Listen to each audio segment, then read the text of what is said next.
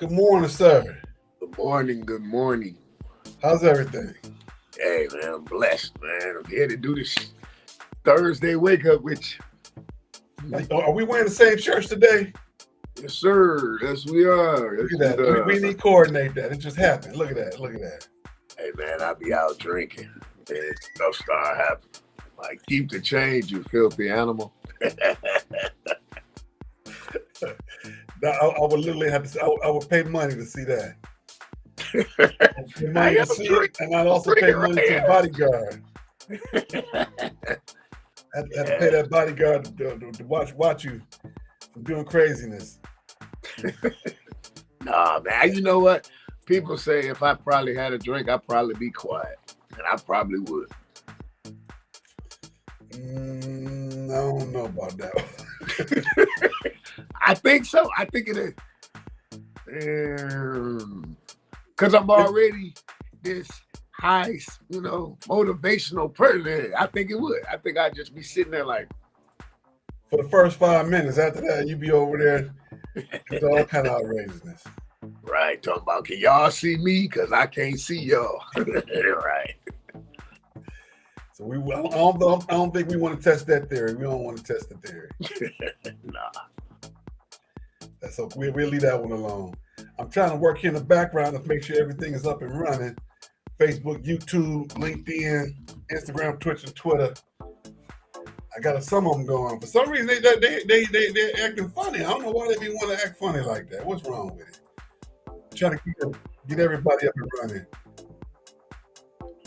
But we're gonna figure it out. It's gonna be good. Either way, we got the show to do. We only here for a few minutes. We here for a good time, not a long time. Of course, what the first thing we're gonna talk about is this NBA draft, and I'm gonna give my thoughts. My thoughts are, I'm sick of the draft. Here's why: it takes too long. It's 5-6 minutes between each pick. And they try to do a backstory on everybody, and they try to talk about how good this kid is and how special this kid is, and who he like out on the court, and who he gonna be like moving forward, and why they picked him. I don't care about that stuff anymore. I used to be like, oh man, he went there, he played for this little league team, he played for this AAU team, and now I'm just like, 2 minutes, next pick. Am I tripping? Agreed. Nah, agreed. Because if it's 5, 2.5. Just make it even. 2.5, yep. Because I know they do that for the later rounds. I don't need to sit there and watch. Come on, let's get this going. We don't need all this. Sit there and watch Jay Will and all them commentate. Man, it's the draft, man. You messed up. You bought a motorcycle. You ended your career. Sure, I don't need to go back and forth with it. I mean, my man put it out there, though. He did take a shot at it. You know what I'm saying? But, I mean, like you said, I guess you're not the smartest guy because you go to Duke. And really, you're not. At the end of the day, it was a terrible thing to say to Jay Will because we don't know what career he could have had. He could have had an illustrious career, right? We don't know. But you went out with your money that you earned and you bought a motorcycle. It ended your career. Now you commentate. So we don't know. But you got to remember, we talk about competitive guys here. Correct. Competitive guys talking junk. You bound to get a comment like that. But see, if you look at it, Jay Will could have came back and been like, well, yeah, I made, I think he did Player of the Year at Duke, and he won a national championship. Mm-hmm. Not Gilbert, but the other, my man didn't win nothing at Arizona. They didn't win nothing. They won it after he left. Right. So, I mean, he could have said that to say, then he could have threw a snapshot and been like, yeah, and when you talk about Arizona, they talk about Agent Zero. They don't talk about you. So, I mean, but then it would have turned into a whole big hoopla. So it's always funny that when you ever see him and Agent Zero going at it, him and Gil, that they arguing like they're in the locker room, like they still 19 years old. Yeah. They cool. Story all the time. They cool, but they still going at it. That's just funny.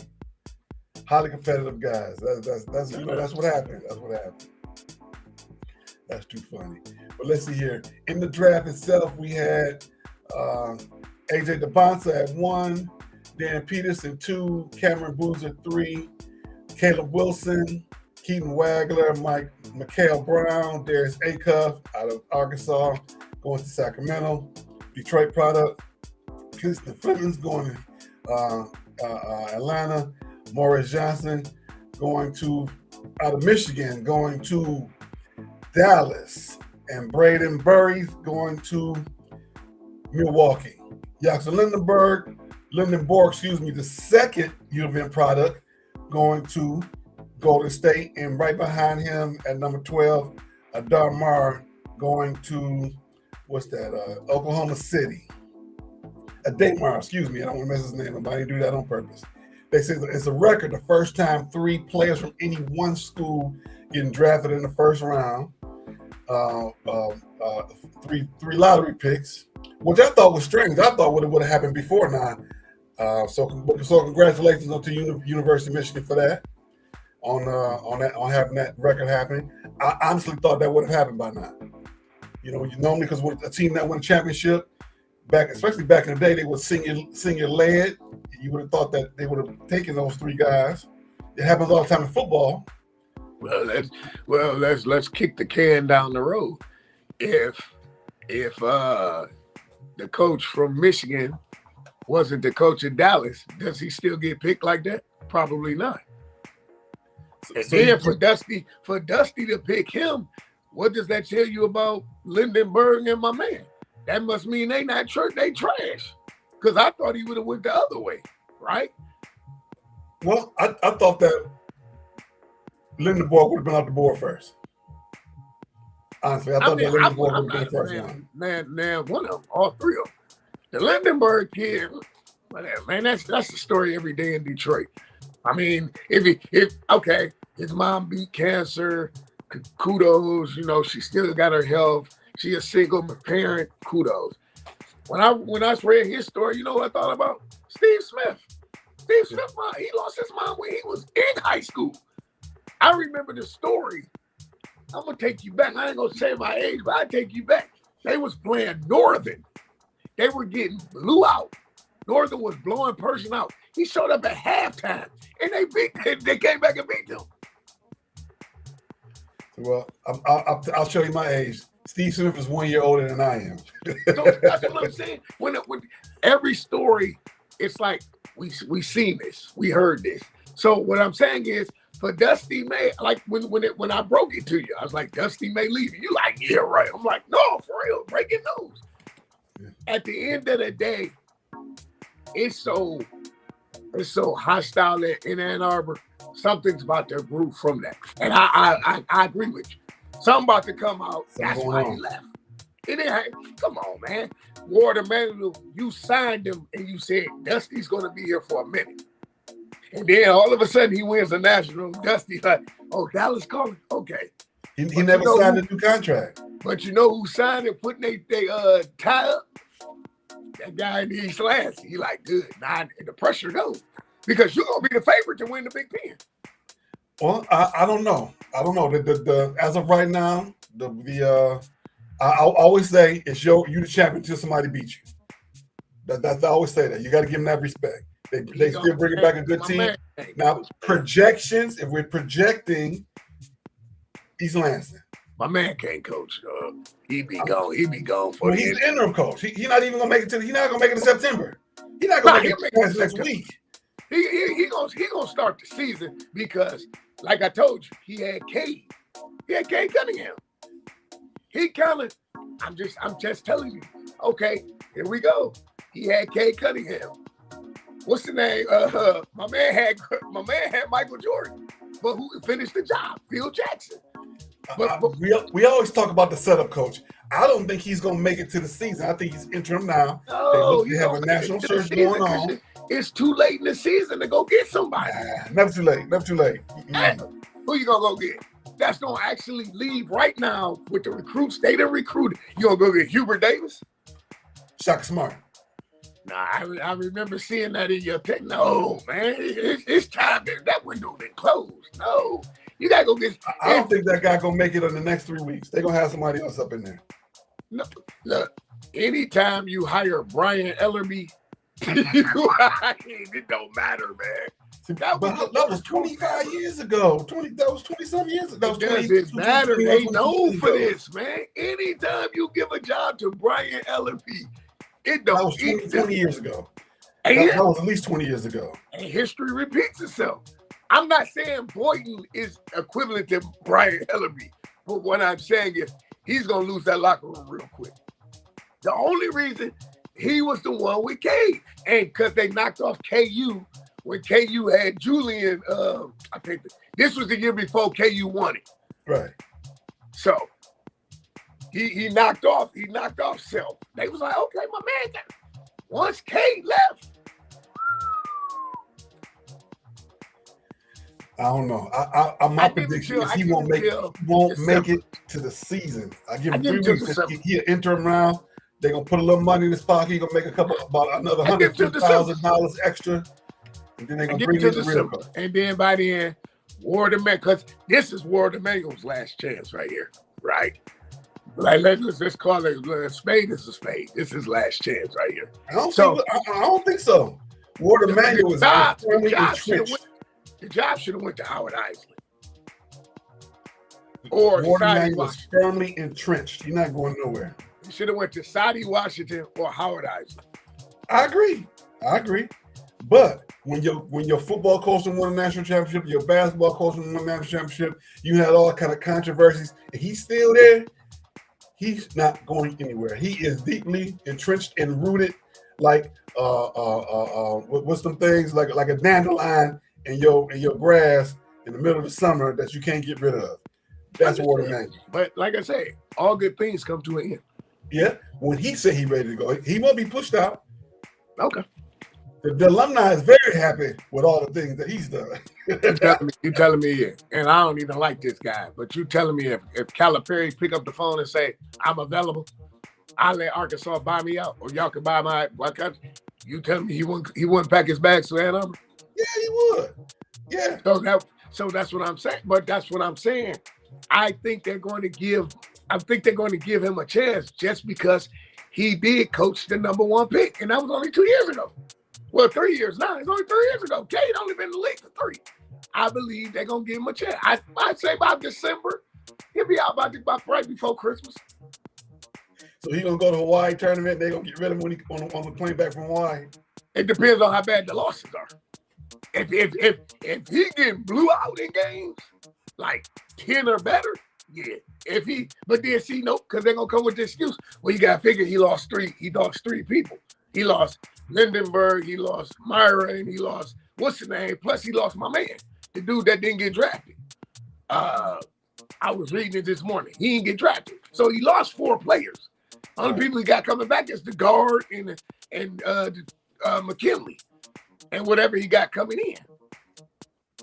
Okay.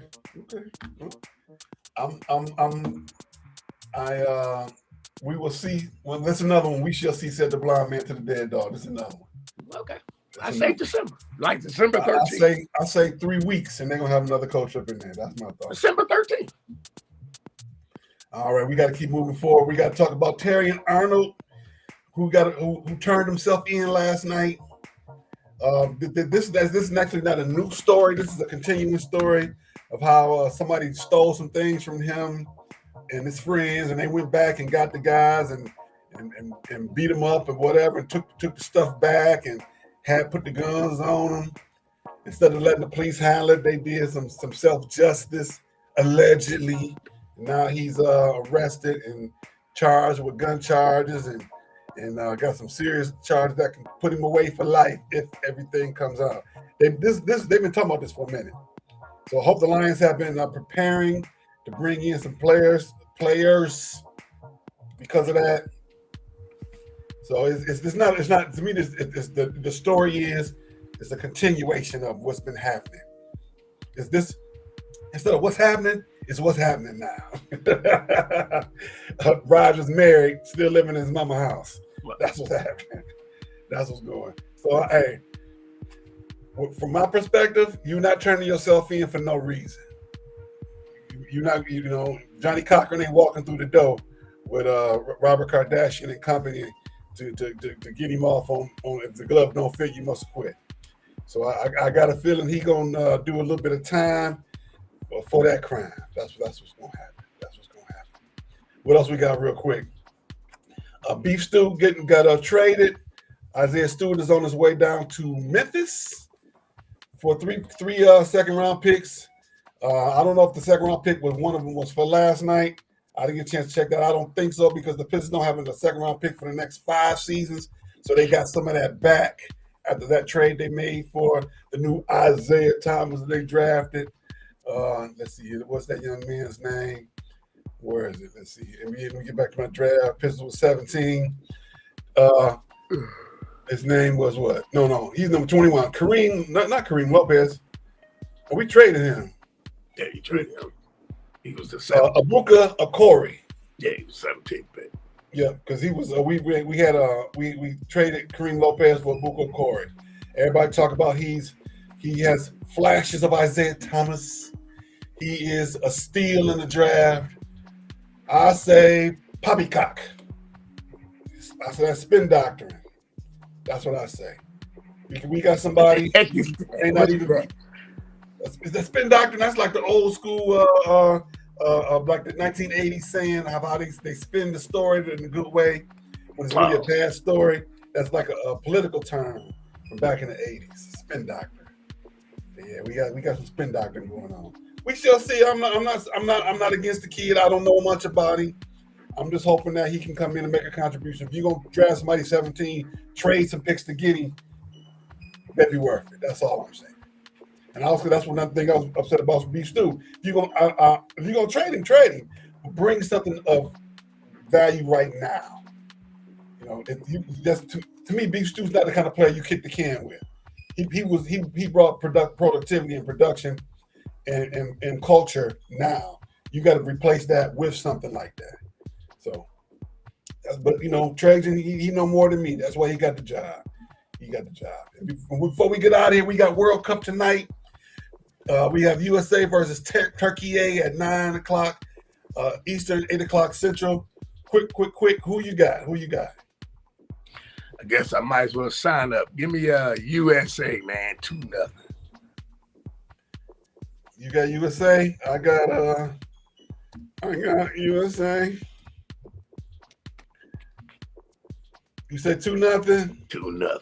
I'm gonna go 1-0.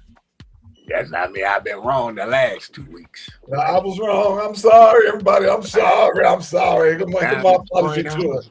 Here come my apology to us. For the next 6 months, I'm sorry. They won the pool. The USA they won the pool. I didn't think they was gonna do it. I didn't think they was gonna get out of the pool. I'm sorry. I'm gonna make a whole separate video for this. And I'm gonna just keep posting it every chance I get. I'm gonna talk about all the other World Cup stuff, and I'm gonna end it with I'm sorry. We overtime, everybody. We gotta get out of here. Y'all have a great, safe day, everybody. Stay warm, stay cool, stay out of trouble. Have a great day, everybody.